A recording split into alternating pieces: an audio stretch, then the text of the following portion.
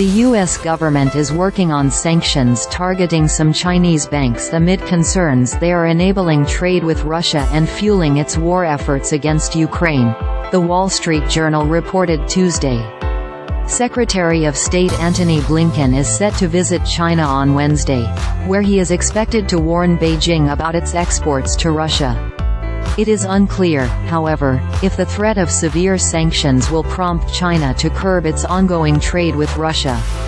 Last week, the State Department said Blinken would meet senior Chinese government officials in Shanghai and Beijing to discuss a range of bilateral, regional, and global issues, including the crisis in the Middle East, Russia's war against Ukraine, cross-Strait issues, and the South China Sea. U.S.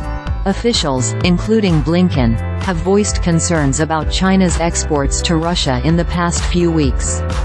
After a meeting of G7 foreign ministers in Italy last week, the top U.S. diplomat called China the primary contributor to Russia's defense industrial base.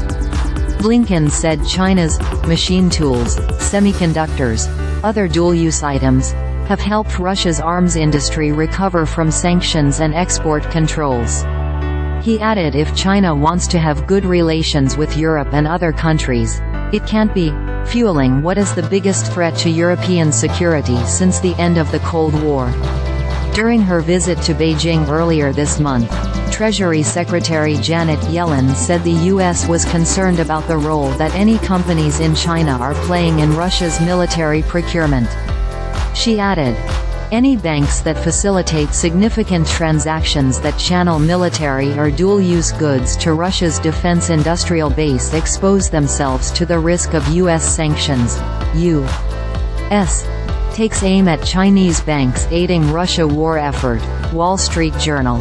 Blinken heading back to China, with a threat over military aid to Russia, Politico.